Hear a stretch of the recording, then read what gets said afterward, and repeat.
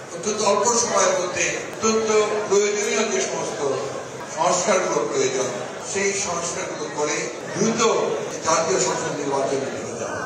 যত দেরি হবে তত বেশি আবার ফ্যাসিস্ট শক্তিরা আবার মাথা চাপতে শুরু করবে। আমরা মনে করছি যে এখন আমাদের যেটা সবচেয়ে বেশি প্রয়োজন এটাকে সুসংহত করা। হাসিনা সরকার রাষ্ট্রের এবং গণতন্ত্রের প্রতিটি প্রতিষ্ঠানকে ধ্বংস করে দিয়ে গেছে। এমন কোন প্রতিষ্ঠান নেই যে যেখানে সে অক্ষত রাখার ব্যবস্থা করে। একদিকে পলিটিক্যাল স্ট্রাকচার নষ্ট করেছে, অন্যদিকে ইকোনমিক স্ট্রাকচারকে ধ্বংস করে দিয়েছে। এই যে একটা ধ্বংসস্তূপ, এই ধ্বংসস্তূপ থেকে তাকে গড়ে তোলা কিন্তু এখন আমাদের দায়িত্ব। আমি মনে করি যে এটা শুধুমাত্র সরকারের দায়িত্ব নয়, আমাদের প্রতিটি সচেতন রাজনৈতিক দল আমাদের সকলেরই সবচেয়ে বেশি কর্তব্য রয়েছে। আমি আজকে এখানে আমার শ্রদ্ধা জানাচ্ছি যারা এই অভ্যুত্থানে প্রাণ দিয়েছেন, শহীদ হয়েছেন এবং দীর্ঘ 15 বছর ধরে যারা লড়াই করেছেন তাদের সকলকে আজকে আমি শ্রদ্ধা সম্মান জানাচ্ছি। আমাদের সাংবাদিক ভাইদেরকে ধন্যবাদ জানাতে চাই যে অনেক প্রতিকূলতার মধ্যেও তারা কিন্তু তাদের সত্য কথাগুলো বলার চেষ্টা করেছে। অনেকে এই জন্য নিগৃহীত হয়েছেন, কেউ হতাহত হয়েছেন, কেউ শহীদ হয়েছেন, তাকে মেরেও করা হয়েছে। একটা ভয়াবহ একটা দানবীয় একটা পরিবেশ থেকে আমরা বেরিয়ে এসেছি। আজকে সেইখানে আমাদেরকে একটু ধৈর্য ধারণ করতে হবে। আমরা পত্রিকার পাতা খুললেই আমরা একটু বিচলিত হয়ে যে আবার সেই দেখা যাচ্ছে যে হত্যা, খুন, যখন ধর্ষণ এমন একটা জায়গায় চলে যাচ্ছে, যে জায়গাগুলো আমাদের সকলকে পীড়িত করছে। অন্যদিকে আমরা দেখছি যে ইয়াং জেনারেশন, বিশেষ করে ছাত্ররা অসহিষ্ণু হয়ে উঠছে।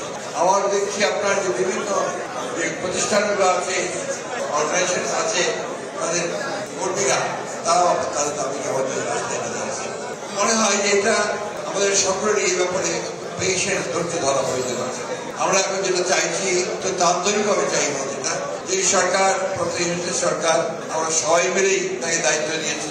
তিনি অতি অল্প সময়ের মধ্যে, যেটা বারবার করে বলছি, অত্যন্ত অল্প সময়ের মধ্যে অত্যন্ত প্রয়োজনীয় যে সমস্ত সংস্কারগুলো প্রয়োজন সেই সংস্কারগুলো করে দ্রুত জাতীয় সংসদ নির্বাচনে চলে যাওয়া। কারণ আমরা যেটা লক্ষ্য করেছি অতীত অভিজ্ঞতা থেকে, যত দেরি হবে তত বেশি আবার এই বাংলাদেশের পক্ষে শক্তি, সেই শক্তিকে পরাজিত করবার জন্য এই বিরুদ্ধ শক্তি অর্থাৎ ফ্যাসিস্ট শক্তিরা আবার মাথা চাপতে শুরু করবে।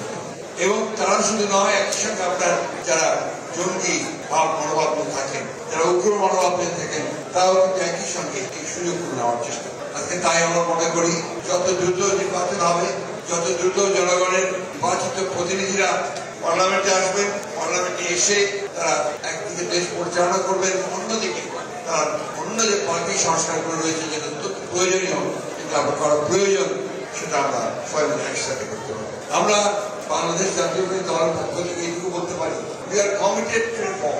আমরা সংস্কারের ব্যাপারে আমরা প্রতিশ্রুতিবদ্ধ। আমরা 31 দফা দাবি 2 বছর আগে দিয়েছি, যখন এই সংস্কারের কথা কেউ ভাবে না। সেই সংস্কারগুলোর সঙ্গে আপনি যে প্রস্তাবগুলো উঠে আসছে, সেই প্রস্তাবগুলোর খুব একটা পার্থক্য দেখা যাচ্ছে। সেই জন্যই মনে করি যে যত দ্রুত সম্ভব নির্বাচনের ব্যবস্থা করা উচিত।